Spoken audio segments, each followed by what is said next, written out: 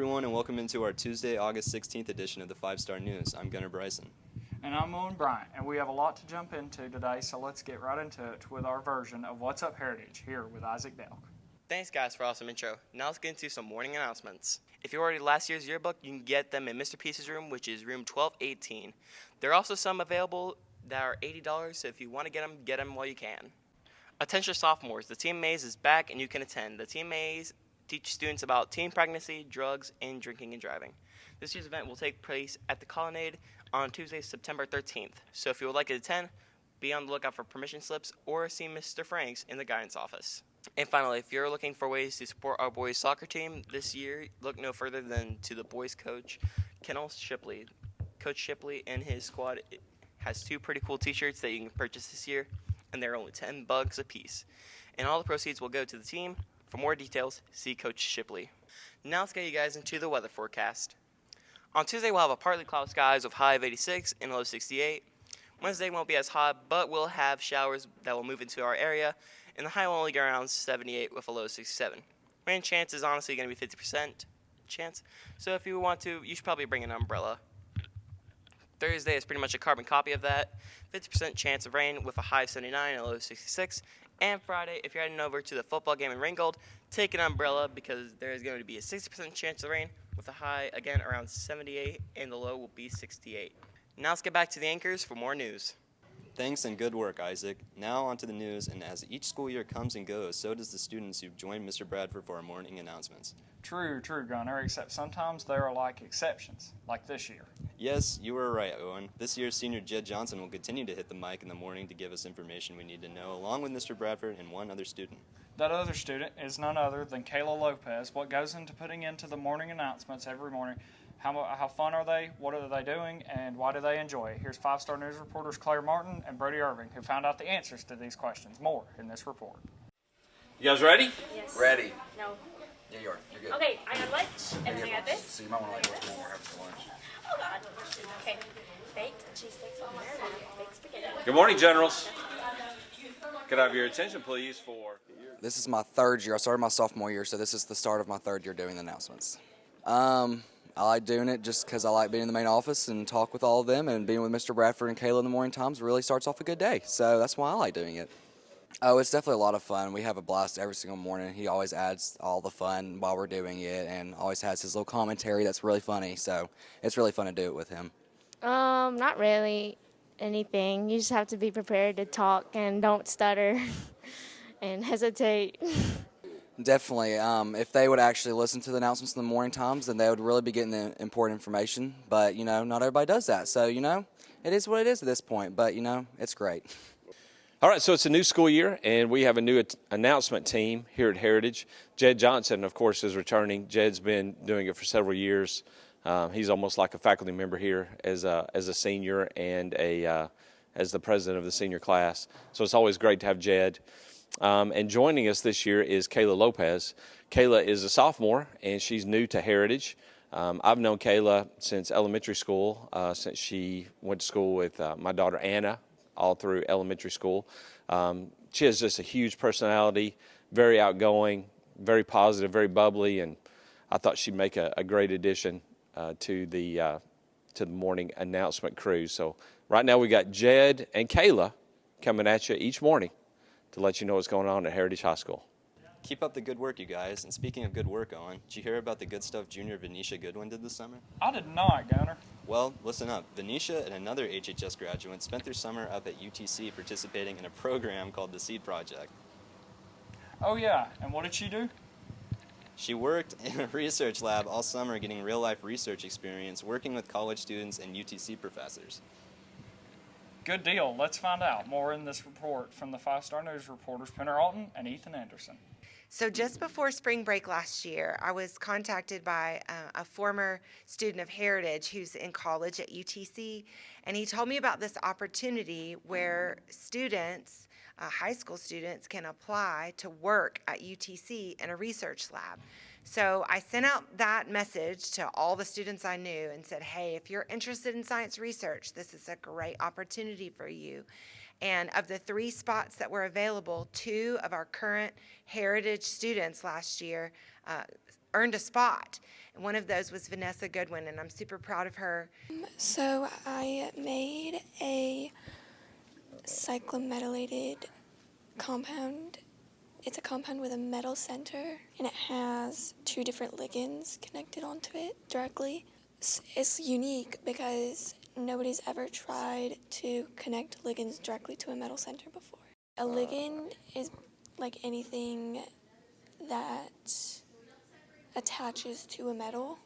She was able to go to UTC and do research along with some PhD scientists, some graduate school students, and she just did some phenomenal work. I went to a dinner that was hosted at UTC, and they got to do a little report on all the things that they've learned, and it was just really exciting that we have Heritage students doing such high-level chemistry research in a lab.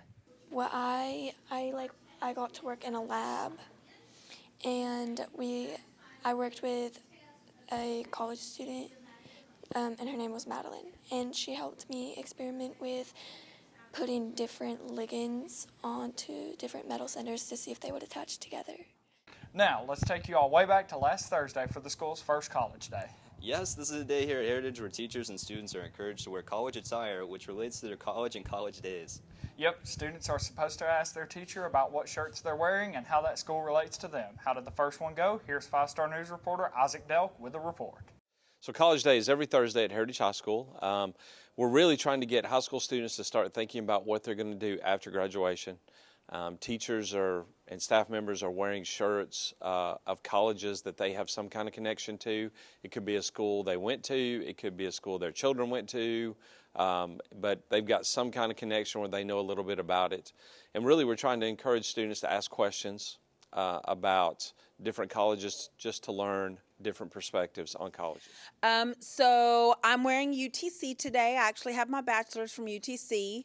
And as you can see, I represent a lot of colleges. I just really want you to look at your future and do the best you can do. And if four-year university is for you, then you do that. And if if you want to go to GNTC and be an auto mechanic or diesel mechanic or an electrician, that's amazing too. I think that's super important. The trades are. Well, anytime that we get a chance to wear blue jeans is a good day at the Taj. And plus, I just like representing the University of Southern Mississippi because it's my alma mater. It's where I got my first bachelor's degree. So I love to represent my Golden Eagles. A waste of debt, time, and money. That's a day. You're kidding me. Oh man, I love it. I always get excited to do it when I get to ask the teachers about their colleges, and I always look forward to seeing what colleges they went to and how it relates to them. But I also look forward to my future and colleges I'm going to go to. Wow, I really enjoyed those days. Time now to get into a commercial break. Yeah, but stick around, because next, Brody Irving will join us with sports. We have football, volleyball, and softball to report. Stick around, sports is next. Welcome into sports, everyone. I'm Brody Irvin, and let's get right into some football. Coach Slaughter and his boys had one more dress rehearsal before the season opener this Friday at Ringgold. The Generals were on the road last Thursday for a scrimmage against the Bradley Bears. It was a chance to get some reps in against a quality opponent. How did they do? Here's Coach Green with a quick game recap. I think the best thing we got was we showed that we were going to be really physical and run to the football. I thought our offensive line, for the most part, did a really good job of being physical. Our backs ran really hard.